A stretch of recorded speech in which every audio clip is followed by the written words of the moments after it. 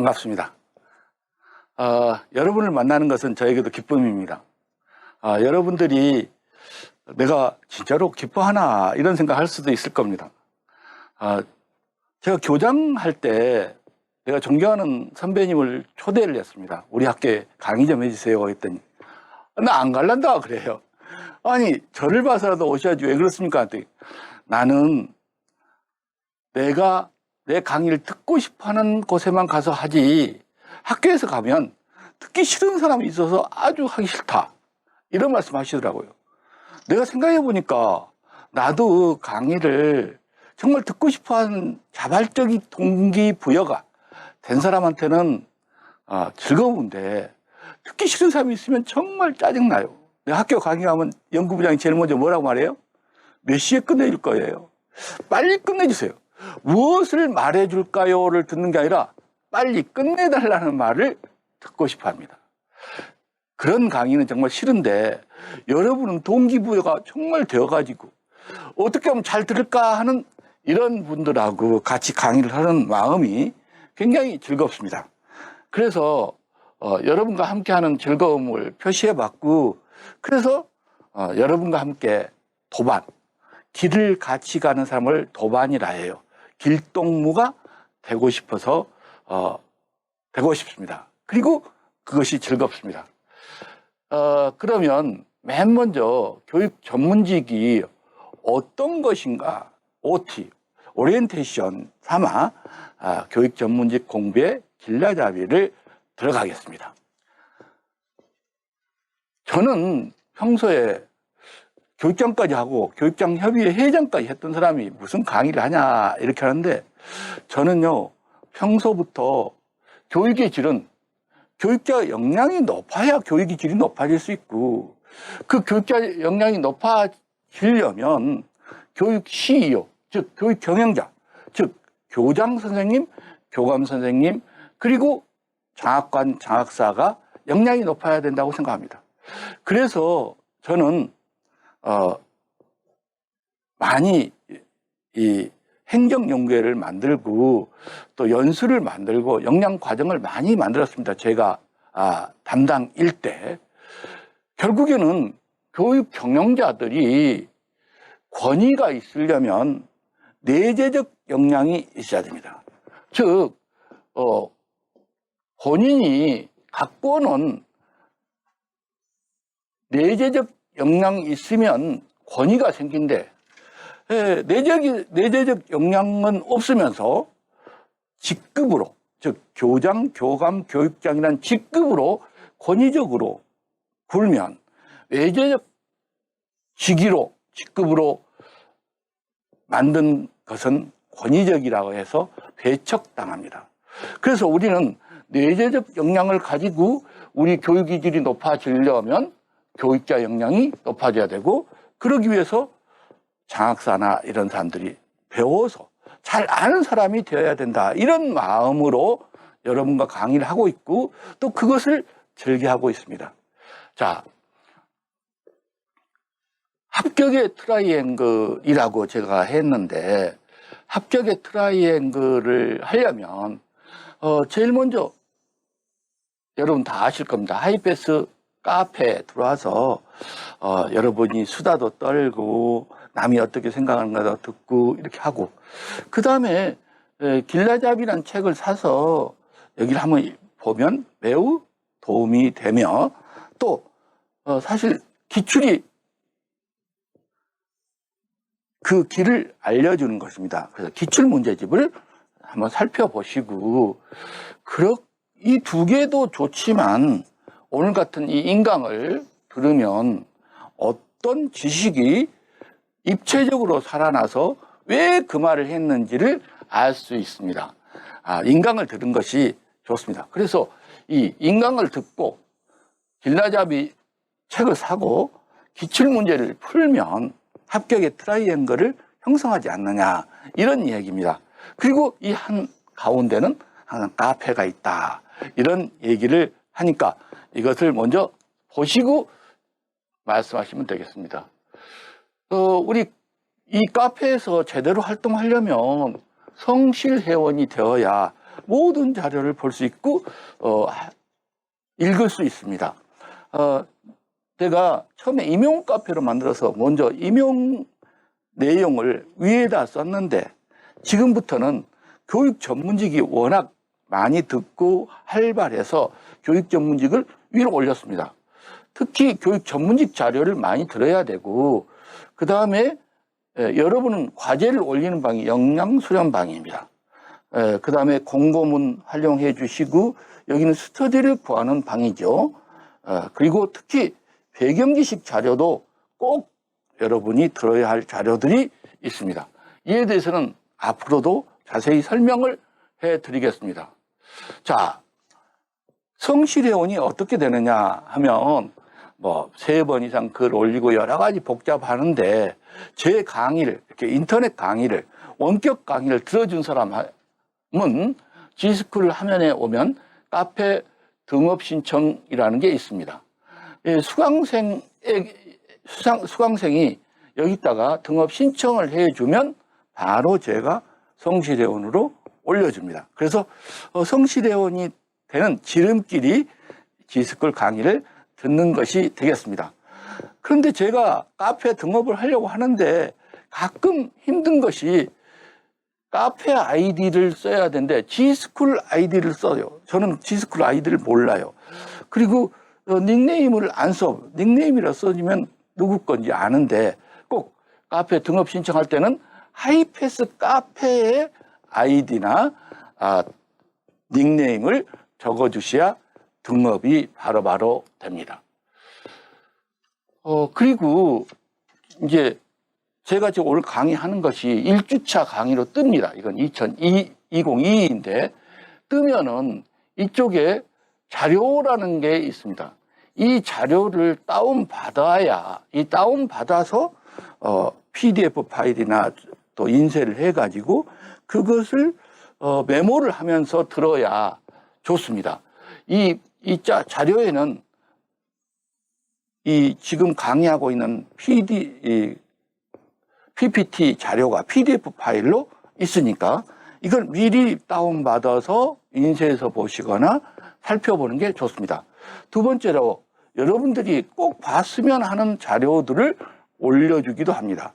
그리고 세 번째는 이 자료에는 과제가 나갑니다. 그래서 과제가 나가면 그 과제를 어디다 올리신다고요? 역량수련방에 올리시면 된다. 이런 구조로 강의가 시작되겠습니다. 말이 나와서 바로 말씀드리는데 과제가 나갑니다. 자, 처음에는 과제가 엄청 어려울 거예요.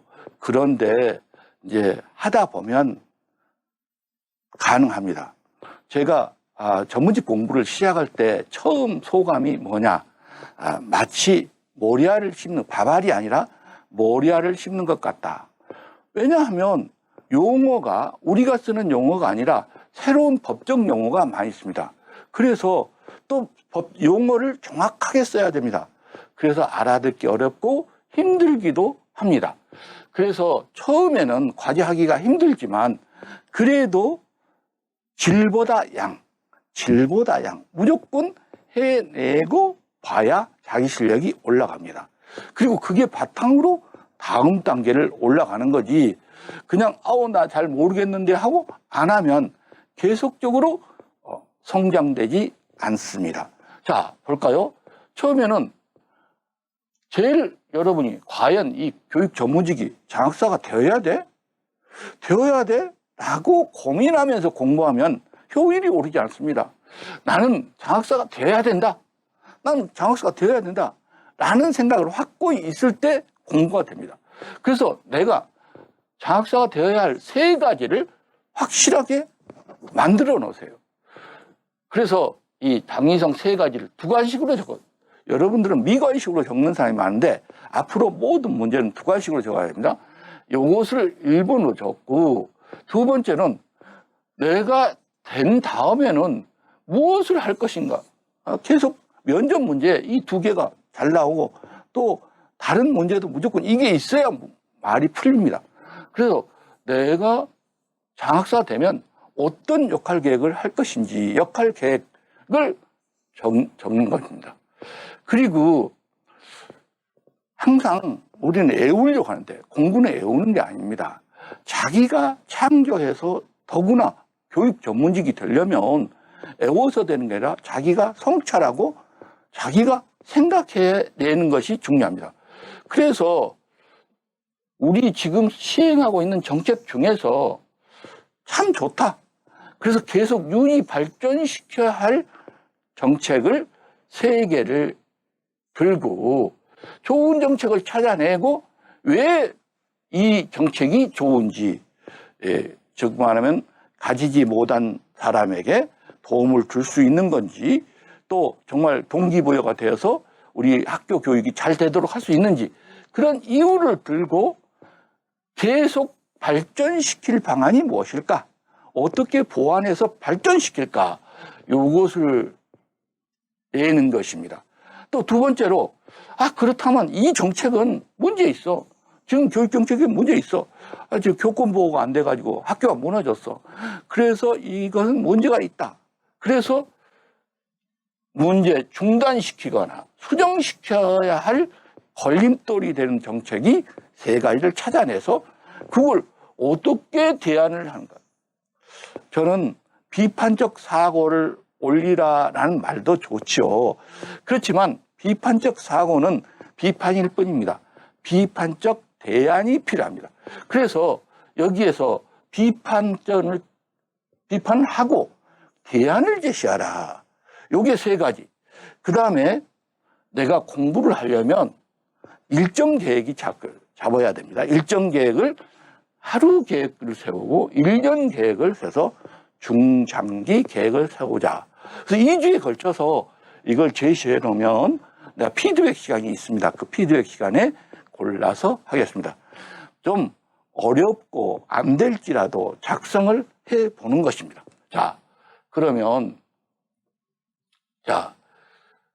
이제 나를 잠깐 소개를 하겠습니다. 보통 강의하는 사람이 자기 자랑, 자기 소개하면 팔불출이라고 합니다. 그래도 또 내가 누군지는 알아야 돼서 내가 서울교육대학교에 있으니까 나를 보통 교육학자로 생각을 하는 사람이 많이 있습니다. 근데 사실은 교육학자라기보다는 교육자에 가깝습니다. 맨 먼저 교사생활 15년 하고요. 그 다음에 지금 교육과정평가원, 그때는 국립교육평가원이었습니다. 교육과정평가원에 가서 평가에 관계된 일을 했죠. 수학능력시험을 출제하고 관리하고요. 그 다음에 검정고시를 출제하고 관리하고요. 그 다음에 서울시 교육청에서 인사담당 장학관이나 인사담당 과장을 하면서 교육 전문직에 대한 출제 감독, 출제위원장, 채점위원장 많이 했죠. 그 다음에 역시 교사 임용 문제도 내보고 또 지금도 서울교대에서 교사 임용에 대한 강의를 하고 있습니다. 그리고 저는 유치원, 초등학교, 중학교 교사 자격증을 모두 가지고 있습니다. 그리고 제가 초등 출신이기는 하지만 중등 유치원 인사를 총괄을 4년을 했기 때문에 이 중등 문제, 유치원 문제도 대강 압니다. 그래서 사실은 저만큼 출제나 선제나 채점에 실무 경험이 많은 사람은 드뭅니다. 제가 알기로는 별로 찾아볼 수가 없습니다. 그래서 솔직히 저한테 교수님 하지만 저는 사실 교육장이라는 말을 더 듣고 싶어 합니다. 나는 교육학자가 아니라 교육자이기 때문입니다. 교육자이기 때문에 그렇습니다. 그래서 사실은 그러는데 현직이 교수라서 교수님 소리 들어도 좋습니다. 여러분한테는 지금 원격 연수를 하니까 교수로 만나는 셈이 되니까 여러분이 교수라고 카페에 올리는 것은 그것도 매우 좋은 일이라고 생각합니다. 내 소개를 마쳤습니다. 강의 소개를 하면요. 먼저 전 과정, 모든 걸 시험을 많이 보는 데가 서울과 부산이 제일 많이 봅니다. 서울과 부산은 이 교육 전문직에 대한 필요한 내용, 사업 기획, 논술, 교직, 교양, 심층 면접, 집단토의 AI 적합성 평가를 모두 다 합니다. 그래서 서울과 부산을 듣는 사람은 이 두 번째 타입을 들으시면 되고요. 그 다음에 많은 교육청이 요새는 지식보다는 역량이다 해가지고 교직, 교양이나 즉 현장 지원 평가 이런 것들을 안 보는 교육청이 있습니다.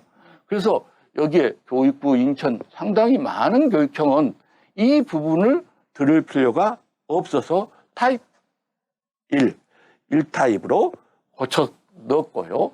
그 다음에 심층 면접을, 경기도는 심층 면접을 안 봅니다. 심층 면접을 안 보기 때문에 타입 2로, 3로 했고요. 그 다음에 대구나 경북은 다 보는데 AI 적합성 평가를 시험 과목에 보지 않습니다. 그래서 여러분이 찾아서 1타입, 2타입, 3타입, 4타입을 찾아서 강의 신청을 하면 됩니다.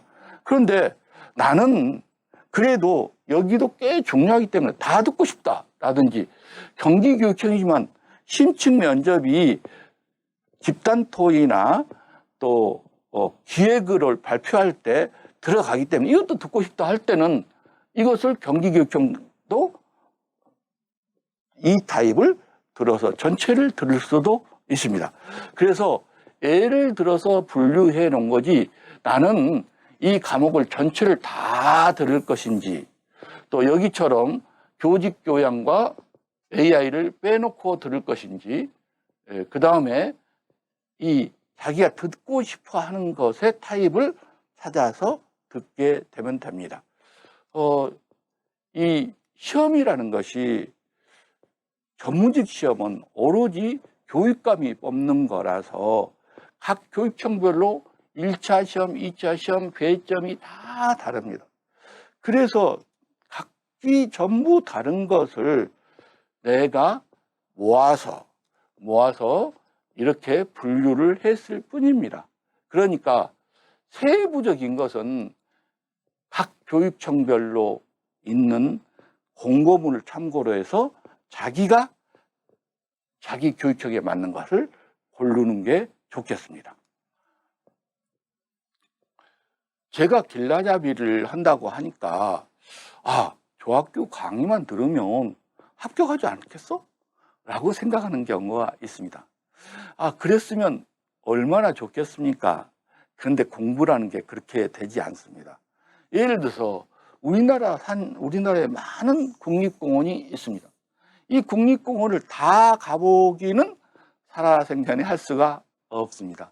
이 중에서 내가 가보고 싶은 것을 골라서 몇 군데를 가본 다음에 그 다음에 나머지도 유추해서 보는 것으로 만족해야 됩니다. 또 우리가 수락산 정상을 올라가는 길도 여러 가지 갈래길이 있습니다. 여러 가지 갈래길이 있어서 어떤 사람은 여기서 출발하는 사람도 있지만 어떤 사람은 여기서 출발하는 사람도 있습니다.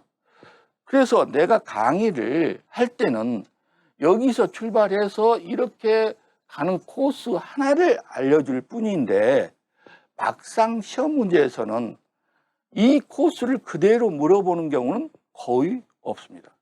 그래서 여러분은 길라잡이를 하는 것은 내 강의를 듣고 역량을 키워서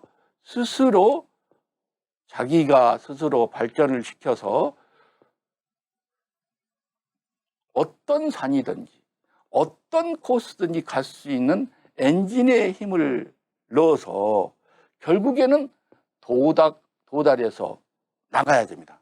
이 비행기가 날아가기 위해서는 양날개도 필요하지만 양날개는 내 강인이라고 볼 수 있죠. 실제로는 엔진이 있어야 날아갑니다. 그 엔진은 여러분 스스로가 내서 발전시킬 수밖에 없습니다. 그래서 저는 지도와 나침판을 바라보고 산을 올라가는 방법을 예시해 줄 뿐이고 여러분은 체력을 길러서 열심히 올라가면서 성찰을 하면은 축지법이 있나 할 정도로 산을 잘 올라갈 수 있습니다. 그래서 산을 한 번만 올라간다고 그 산을 완전히 정복한 게 아니니까 이 코스를 다 가봐야 되는 건 아니지만 올라가는 방법을 몇 군데 찍어서 부지런히 이렇게 비행기가 엔진을 가지고 날아가듯이 날아가야 여러분이 목적하는 바를 도달할 수 있습니다. 여러분들이 공부하다가 보면 너무 힘들다고 해요. 그리고 육아를 해야지, 또 가족하고 관계가 있지, 학교하고 관계가 있지, 공부하는 게 힘이 많이 듭니다. 사실입니다. 그런데 세상에는 힘이 들어야 힘이 생깁니다. 만약에 합격의 기쁨을 누릴 때 시험 보는 사람이 한 명이었어요. 그래서 혼자 합격했어요. 그러면 별로 합격도 안 와요. 왜냐면 뭐 원서만 내면 합격하는 거, 그리고 장학사 됐다고 누가 축하나 해줄 것 같아요? 너는 원서 냈구나 하고 말죠. 여러 명이 정말 열심히 공부한 사람 중에서 뽑혀서 되니까 이와 같이 축하를 받는 것입니다. 그리고 장학사 되면 승진도 빠르고 정책도 하고 핵심이 되는 것입니다. 그래서 여러분이 힘이 들어야 힘이 생기는데 그냥 어떤 사람은 6개월만 하면 될까요? 1년 하면 될까요? 라고 물어보면 그렇게 쉬우면 누가 장학사 하지. 사실 여러분 일반으로 점수를 따서 연구 점수와 가산점을 따서 또 그 다음에 근평이 힘들거든요. 그걸 따서 승진으로 간다는 것은 여기에 힘든 것 이상으로 힘듭니다. 그래서 자기가 힘이 들면 정말 힘이 들어서 그걸 통과했구나, 이 어려운 미로를 통과해서 너는 나왔구나, 와 해서 축하를 받는 거다. 그래서 나는 힘이 들어도 끝까지 한다. 그러면 그 결과가 있다. 이런 마음으로 지구력을 가지고 여러분이 앞으로 나가야만이 영광이 생길 수가 있습니다. 있을 것입니다. 그래서 우리는 어떠한 어려움에도 한번 마음 먹고 굳은 마음 먹고 출발해서 소리에 놀라지 않는 사자와 같이, 그물에 걸리지 않는 바람과 같이, 흙탕물에 더럽히지 않는 연꽃과 같이 모소의 뿔처럼 혼자서 가라. 힘들어도 어려워도 함께 가서 골인할 때까지 여러분이 가면 인디언의 기우제처럼 반드시 장학사가 될 것을 스스로 믿고 앞으로 갑시다. 무소의 뿔처럼 혼자서 앞으로 가도록 합시다. 감사합니다. 첫 교시를 마치겠습니다.